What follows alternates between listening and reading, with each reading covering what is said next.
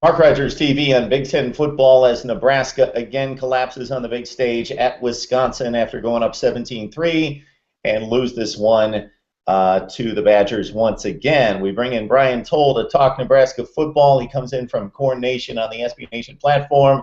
And hey, Brian, we will get to Minnesota, but I believe you have something to say about Wisconsin. I probably don't have to ask you many questions, possibly just throw out numbers like 408. Did you see him run by me and score again? I missed him. Yeah, well, a lot of people did. Nebraska's two worst rushing defensive performances ever have come against Wisconsin in the last 2.5 years. The single worst performance against one person on a day where Wisconsin literally threw for 64 yards, and the second most yards per play that Nebraska's ever given up in school history. Next to, yeah. So, and it's not even that it was that, it's on a stage where Nebraska needed the game. So, again, we're 8-2, and it's going to be one of the emptiest 8-2s ever because not only are you not going to get anything from the Big Ten Conference, as in going to, well, Nebraska has a chance to go to the West, but there's a certain voodoo has to happen. But now you're stuck in a mid-level bowl before New Year's in California because of the way the Big Ten's bowl selection now sets up, and Nebraska's been in Florida the last 3+ years.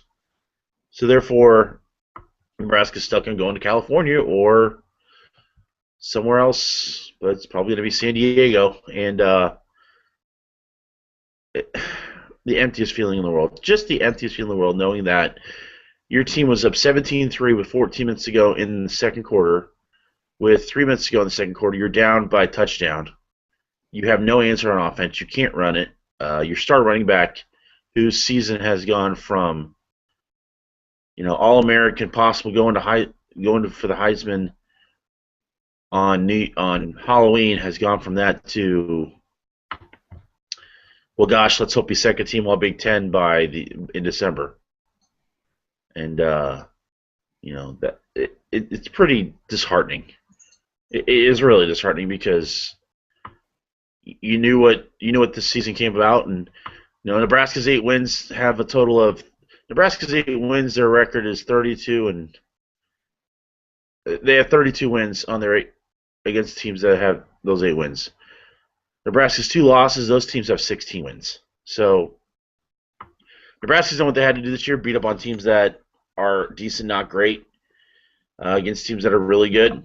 Nebraska's gotten shelled for the most part. Had a chance against Michigan State, but for the most part, they've gotten shelled. So it's pretty disheartening. We're 8-2 and we're ranked 23rd in America, and that's what the record should have voted no confidence by America and everything like that.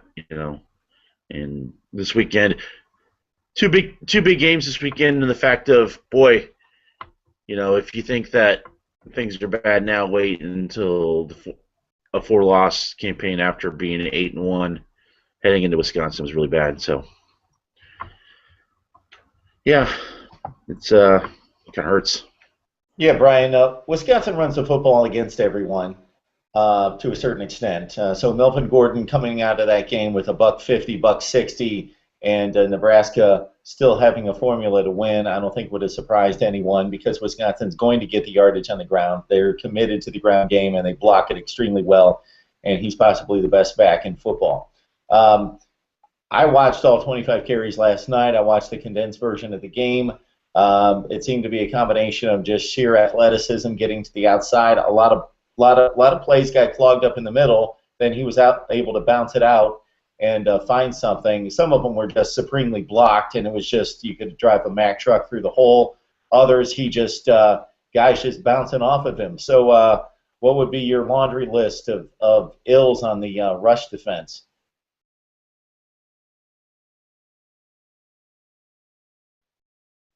Nebraska just plays this type of lever defense where keep everybody in cover too high, keep the safeties cover too high, and they rely on the corners kind of to contain until the safeties come in and bottle it up. When Wisconsin discovered that they just had to get outside the tackle and occupy the corner with the wide receiver and leave it one-on-one with the safety, I think that's when it became a real issue.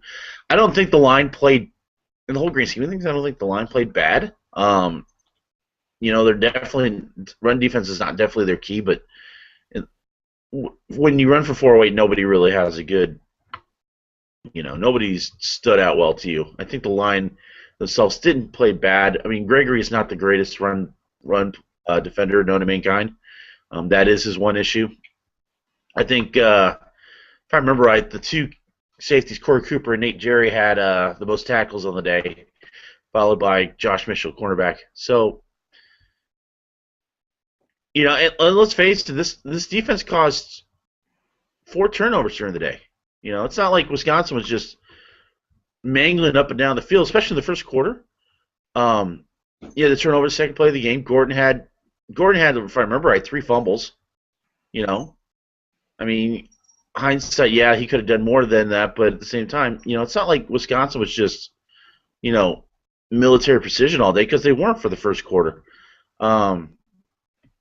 So that kind of bugs me, that everything really kind of happened in a half, if you think about it.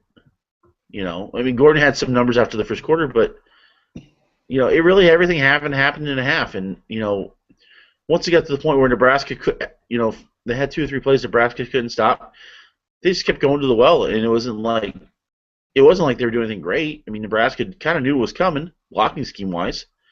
It's just, once you get, like you said, once you get Gordon down in the field, I mean, Corey Cooper on his first touchdown took it such a horrible angle.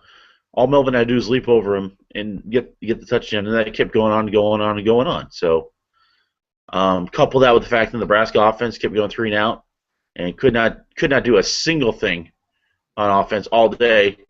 3 of the 4 scoring drives Nebraska came off of Wisconsin turnover. In Wisconsin territory. So, in the whole grand scheme of things, Nebraska's offense did nothing the whole day, and everybody kind of wondered how good that Wisconsin D really was, and they're not bad. I mean, they did kind of keep Nebraska defense on the field after 3 and out, 3 and out, and 3 and out. So, team loss, definitely. The defense didn't look good, but it was definitely a team loss. And again, it leaves the season a little hollow. You're going to say, oh, we can win 10, 11 games. Great. What do we get out of it? And that's just honest truth. What do you get out of it? You're lucky you get a Holiday Bowl berth. So, nothing to do but to move on. It's not fun, but you got to move on now.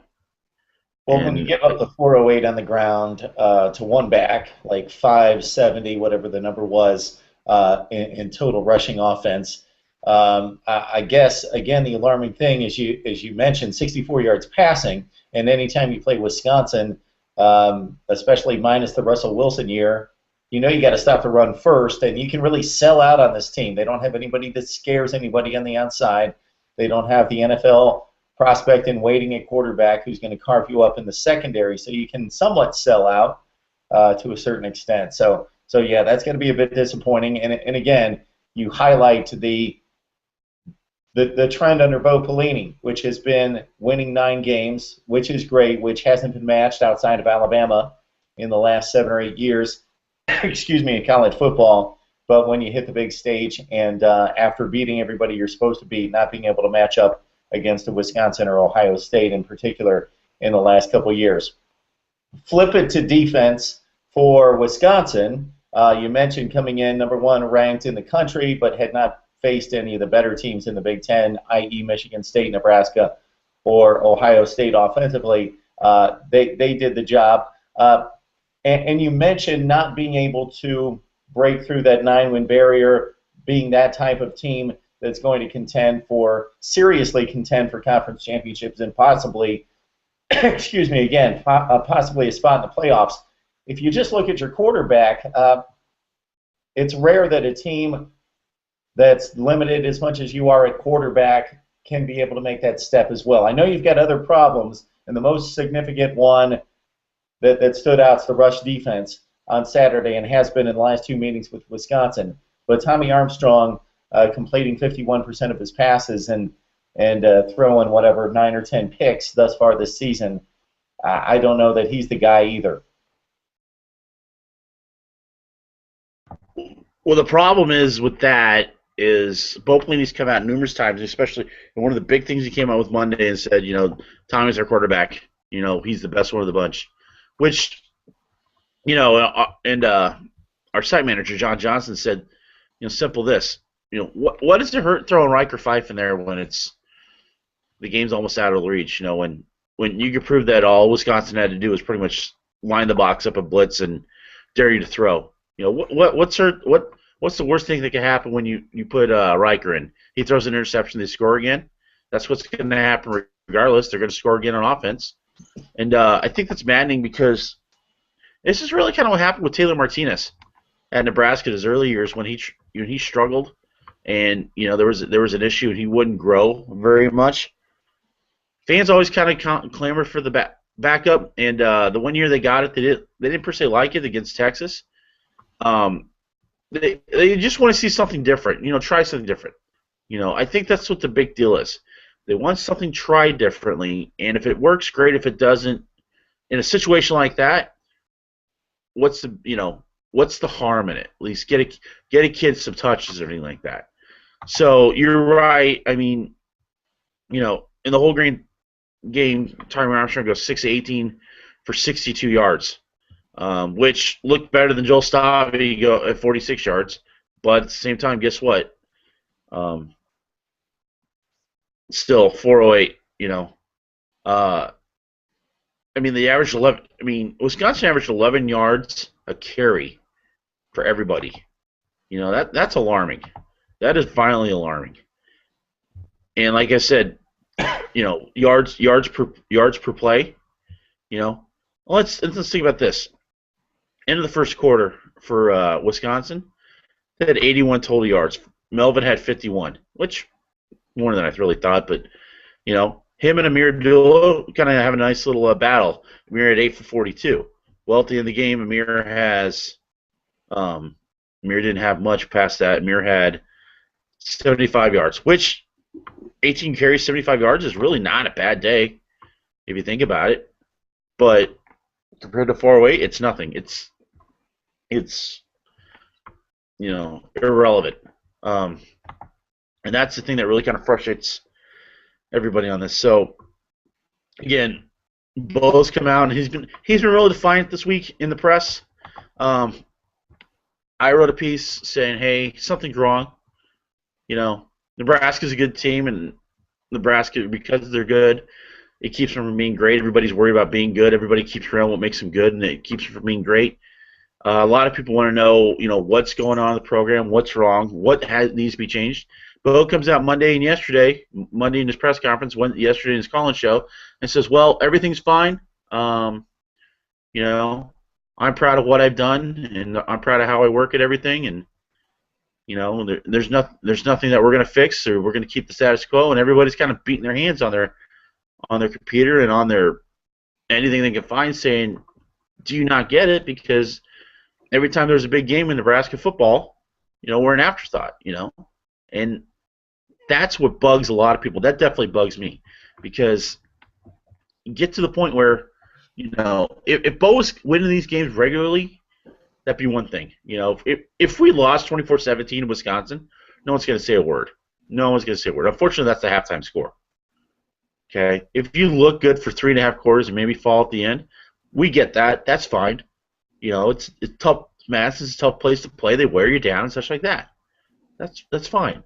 When you get trained like that and you have players that, I wouldn't say quit, but got so disinterested they didn't care about. When you see Daniel Davey on the first touchdown play get hollered at by Bo Pelini for a good 3-4 minutes on the sideline by himself, that's an issue.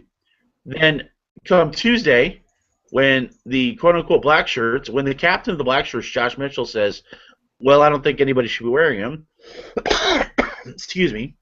And then the very next day, he's wearing his black shirt along with literally half the team, And after practice, people are asking, why do everybody still have black shirts? And defense coordinator John Papich says, well, we kind of went through, and it's a person-by-person thing, and that's all I'm going to say about that. And, you know, where's the accountability in that, you know? Where's the team leader to come and say, we just gave up a NCAA record that we're going to be known about this year. We're not going to be known about anything else. We're not going to be known about Ameer Abdullah's touchdown run against McNeese State. We're not going to be known for beating Miami at home. We're going to be known as the team who gave up 408 yards to Melvin Gordon in 3 quarters. And 350 of it was basically one half. Okay? Where's the accountability? Where's the thing that says we don't deserve this? You know? To everybody, it's, well, if you thought you played well, maybe you keep it on. No. Shouldn't be any of that. Should not be any of that. You know? Tommy Armstrong. Well, I just had a bad game, on to the next. Yeah, okay. Buy that. I like that to a theory. But, you know what? Played horribly. John Papagees comes up and says, quote, the Minnesota game is going to tell us exactly what this team's made all about. Well, I'm sorry, John. No, it's not. It's about a Wisconsin game that if you win, you basically just have to win one of your next 2 to make Indianapolis, and now you have to hope that Wisconsin goes 0 for Iowa and Minnesota, which is not happening, and you have to go 2 for Iowa and Minnesota, which probably won't happen in some way. So no, it's not about, you know, how coming back for against the Minnesota team that plays good but doesn't play great on the road. It's about what you do against the big boys and when you're in the spotlight. And when we're in the spotlight, we got trained, and it really stunk. So there's a lot of frustration with Nebraska football right now, especially this week when you keep getting told everything's fine. You know, I don't want to call it Baghdad bobbing it, but you know, you get told everything's fine, the process still works, and these kids are just worried about winning. And you know, Jake Cotton comes out and says, well, one of the reasons we didn't play well was because we were worried about things like foot technique and the snap count and everything, and that kept us from playing well. Well, really? You're worried about the snap count and how to get to your block and how to make that, and that's the reason you didn't have fun and play well? Okay, man. Okay. It's frustrating. It's maddening because, you know, there's always a reason that they didn't play well. It can't just be we got trucked, you know. It can't be. There's no accountability thing. There's always a reason. There's always a reason. And that's what makes a lot of people upset. It makes me upset because, you know, manning up and saying you didn't play well, that's one thing. And they didn't, but there's all, you know, well, the offensive linemen had to worry about, you know, where their feet were supposed to go. You mean offensive linemen aren't supposed to worry about where their feet are supposed to go every play by every team in America on every Saturday? Come on. You know, I'm dumb, but I'm not that dumb. You know, everything. The process still works. The process still works against Fresno State. It works against Miami. It works against 3-7 Illinois. It barely didn't work against a 6-4 McNeese State team, who at the time we're told were juggernauts, and now we know it's probably not going to make the FCS playoffs. Okay, it's just that's the honest truth. I'm not trying to be mean. 408 is what you're known about now. You know. Yeah, I think that's a great point. Three of the worst five defensive performances in school history are now on Bo Pelini's watch. Bo Pelini now, in the last, if I remember right, Bo Pelini's last 4 years has just as many bad games point-wise and rushing-wise as Kevin Cosgrove's did. Kevin Cosgrove got ran out of Lincoln so badly it's not even funny. And now people are just saying, get off Bo Pelini's back. He's a good coach. He wins 9 games a year. If I didn't know Nebraska was about winning 9 games a year anymore. Last time I checked, inside the stadium where they have conference titles, below that doesn't have 9-win seasons across it. It doesn't. It simply doesn't. I'm not saying Nebraska's not good. I'm not saying Bo Pelini's not good. But there's something fundamentally wrong. Mentally, physically, coaching, voodoo hacks need live chickens cut their head off in North Stadium to figure it out. Something keeps Nebraska in the last 7 years from going the next step. That's what we have begged all this time. Nebraska was supposed to take the next step this year. Nebraska was supposed to compete against the Ohio States, against the Michigan States. And guess what? Now it's not going to happen again. That's not what we wanted. But everybody now all of a sudden, well, Kenny Bell after practice. If people are set that Bo Pelini are winning 8-9 games a year, I can't help that. Kenny, don't tell us about that, because Kenny, on Saturday, team leader, senior wide receiver that's supposed to be getting real good, Kenny, you had 2 catches for 14 yards. One of them was a touchdown, yes, but you were the biggest pass catcher in the whole day between both teams, between you, Alex Archer, and Kenzel Doe of Wisconsin. Don't tell me that we should be happy with 9 wins. My head coach is great. Well, what did you win at the end of the day? What was won by the end of the day? You're not going to win a Big Ten championship at Nebraska.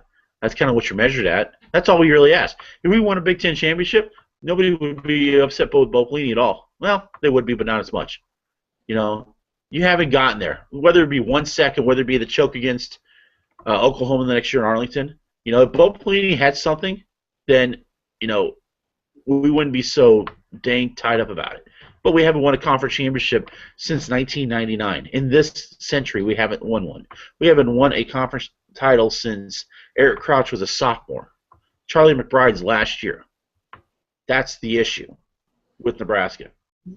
And some people are more interested in just, saying that, hey, it's cool for me to go to a tailgate and we'll win 9 games, and gosh, if we win, great. If not, boy, those players played real hard. No, Nebraska profits $40+ million every year off their football program alone. We're one of the top 5 schools in winning percentage and wins in America.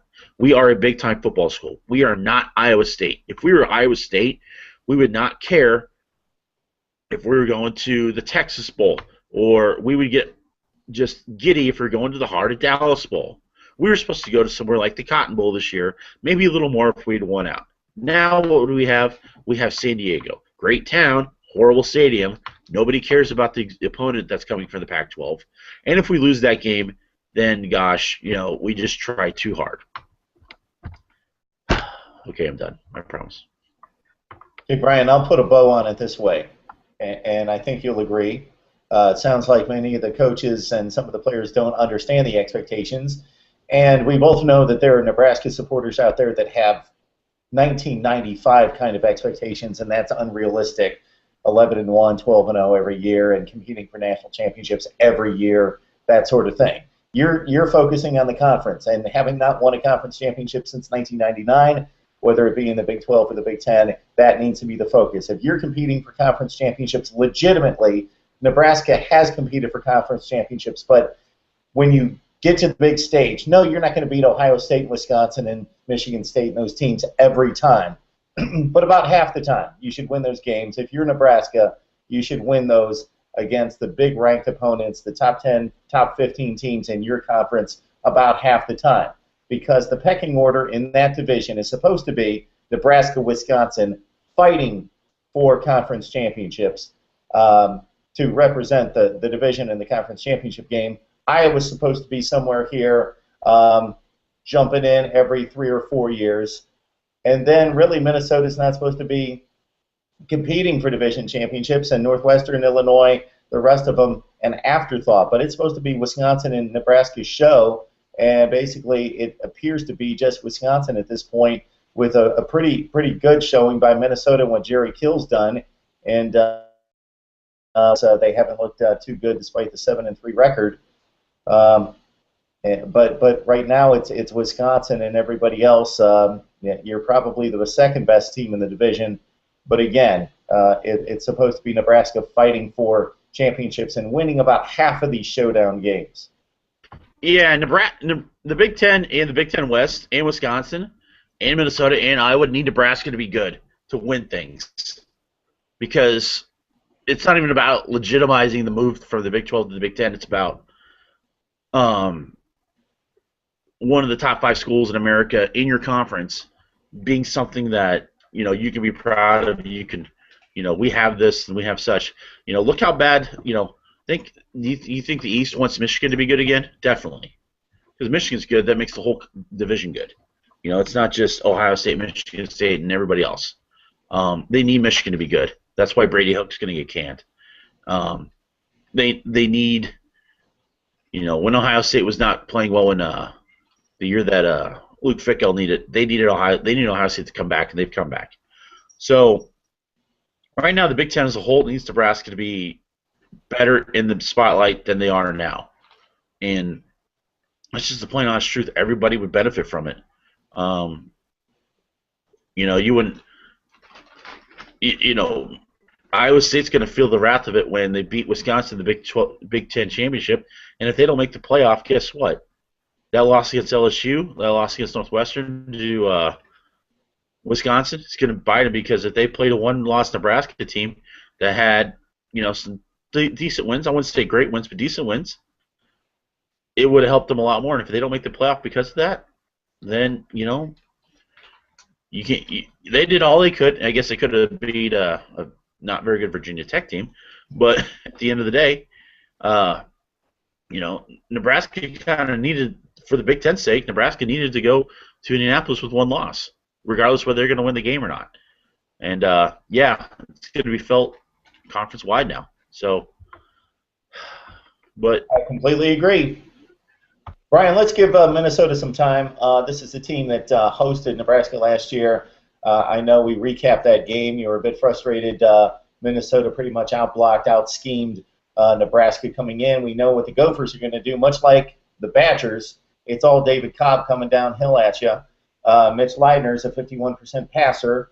It sets up the play action for some big plays downfield if everything else is working in that Minnesota offense. But basically, you got to load up against the run, and you've got a David Cobb who, against Ohio State, was pretty successful against a pretty good defense. So your thoughts about the Gophers?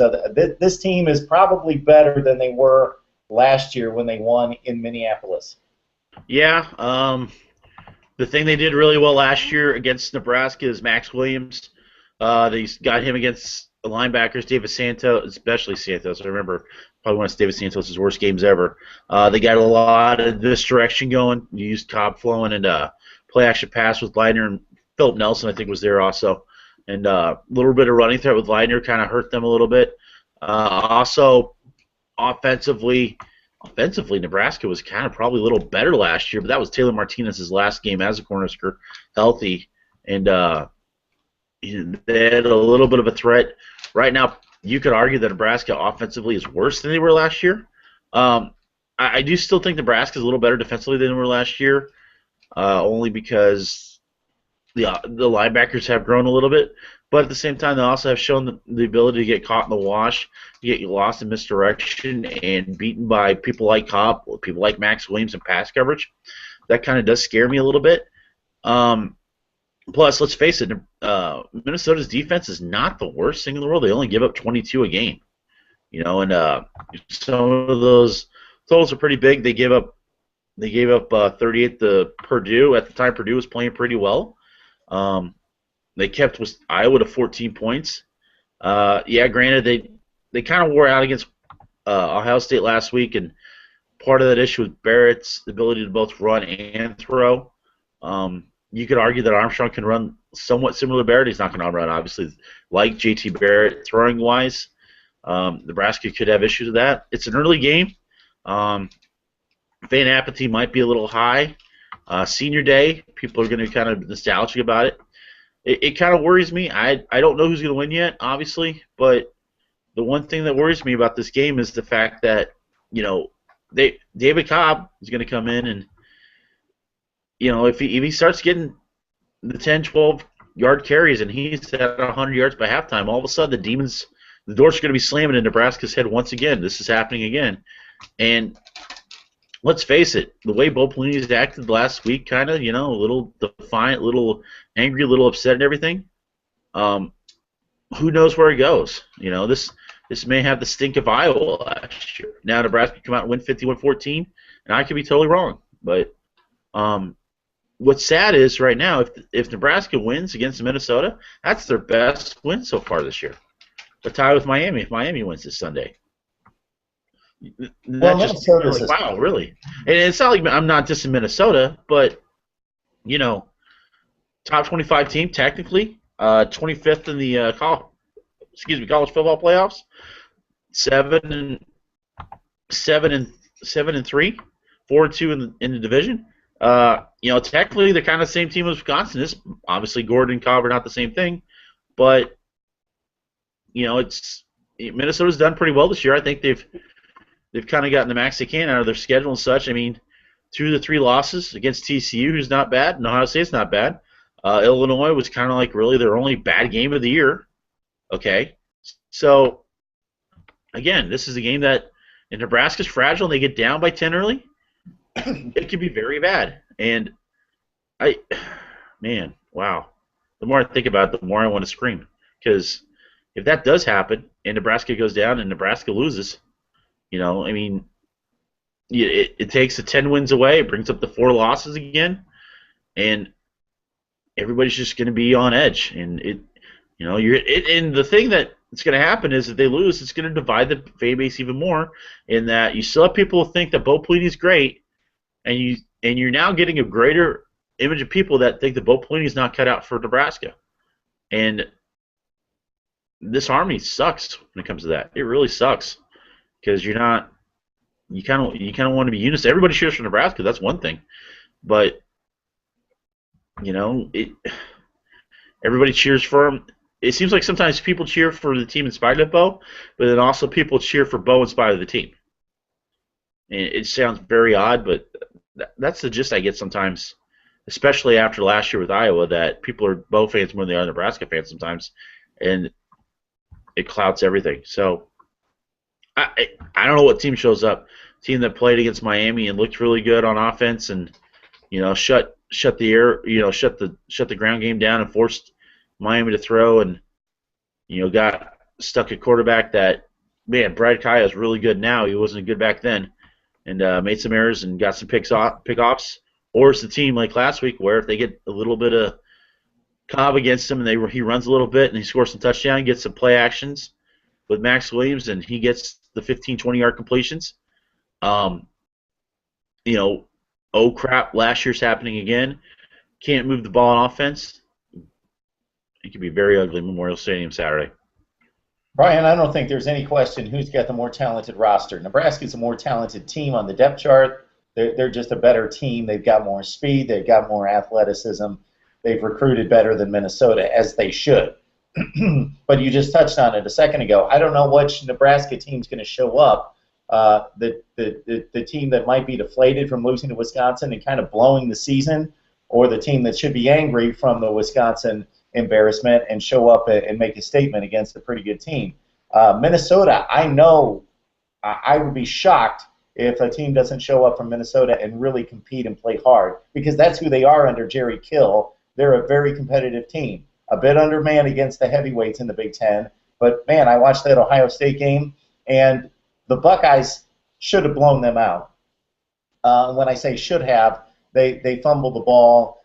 They threw a bad pick. They set up Minnesota on a short field to score those touchdowns. But to Minnesota's credit, they only lost by a touchdown. They were somewhat in the game. But the Buckeyes, based on yardage, they had like 700 yards of offense. They should have just laid down the hammer. But Minnesota's a tough team, and they're fundamentally sound. So I'm a bit surprised Nebraska's an 11-point favorite. Maybe based on talent, they should be.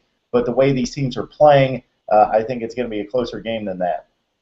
Yeah, I do. I agree too. Last year, it's funny. It's last year Nebraska only ran for 189 yards on 30 carries. It's they only had 300 yards on 60 plays for Nebraska. It wasn't even so much that Nebraska looked bad. The Ameer had his day. He had 165, and Cobb only had 144. But he also had, like I said, you also had guys like Max Williams. The big day was by Drew Grutter. He had 3 catches for 68 yards. Angle had 2 for 40. That's right. Nebraska offensively, passing-wise, biggest days were Quincy Nolan, Kenny Bell, 3 catches each. There was that, if I remember right, the big play of that game was that 4th down play in the second quarter where Minnesota was like 4th and 9 or something like that, and they went for it, and you're kind of wondering, what the heck? And they ran this 9 route, and They scored that touchdown. If I remember right, it was I'm trying to remember who it was. Derek Engel. Derek Engel had that catch, and you're like, seemed like kind of everything just snapped all of a sudden. And same theory here. If you get the play that makes everybody snap, it's gonna. And you're right, talent-wise, Nebraska is better than Minnesota. There's no question about that. But Minnesota, coaching-wise, has his team playing. Jerry Kill has an identity for this team, and he's probably done one of the best jobs in the Big Ten so far this season, because remember last year, we all thought Jerry Kill wasn't going to come back to Minnesota because of his epilepsy issues. We were looking to see, think maybe Krigbold could probably come in and be, help out that team and get them to keep going. But guess what? Jerry's gotten better. Jerry's definitely got that team playing at a higher level. Everybody knows their roles. There are superstars in that team. There are role players. Everybody understands what they have to do. You're right about Ohio State. They did kind of truck them a lot last year, but last week. But at the same time, they really were kind of close in that game, closer than people thought. Maybe it's the dilly bars at halftime. I don't know, but maybe they'll bring some. Who knows? But long story short, yeah.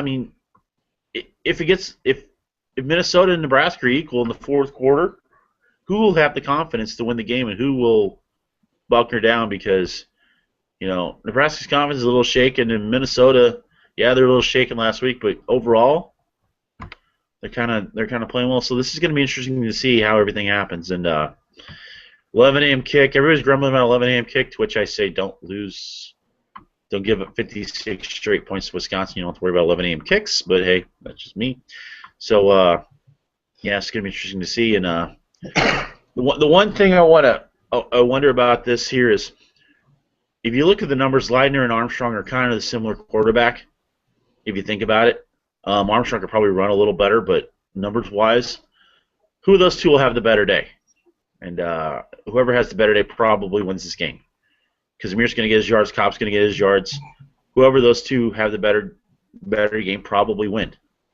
And I don't know if it's clear cut as that, but it'll be a good telling sign of who will have the better chances of winning. So Brian, I think that's a good point, because I think those two quarterbacks are a microcosm of the two teams. I think Armstrong's a more talented player than Leidner is, but Leidner knows what he needs to do within that offense to get the job done. He makes less mistakes, and he knows that he's a running quarterback who's a limited passer and only plays within that play-action scheme of knowing I'm a complement to Cobb, and that's what I need to do in this offense.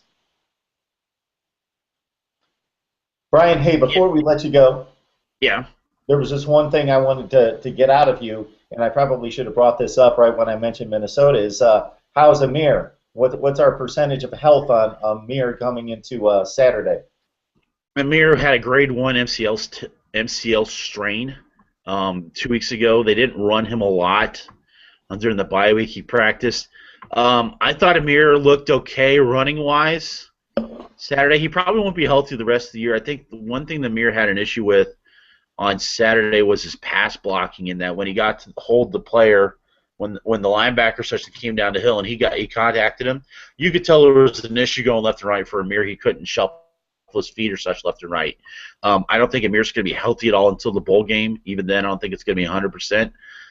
It's not going to be excused for him. He can go out and he can make the runs. I don't know if he has the cut left-right ability that Nebraska is used to seeing from him, but he's definitely going to be serviceable unless he sprains that knee again. If that sprains that knee again, he's probably out for the year. I would say it's something similar to the effect of what happened with Rex Burkhead a couple years ago. You're going to get him good. You're going to get a good amount of Ameer. He may not be perfect, but it's not going to be an excuse for him or the team, which it shouldn't be. But MCL strain for Ameer, nothing bad he can't play against, but like I said, left to right, this is going to be the biggest issue for him. If he can just go in a straight line, that's one thing, he'll be fine. Brian Towle joins us from Corn Nation on the SB Nation platform to break down Nebraska heading to actually playing host to Minnesota coming up this week, coming off the Wisconsin debacle. Brian, you know that you always have a platformed event right here. Legend get me Monday, man. Oh boy, Legend get me Monday. That could be a Thanks. scary comment I just committed to, but It is. I'll leave it out there for you. Yeah, Mark. Thanks, man. Appreciate it. Yep.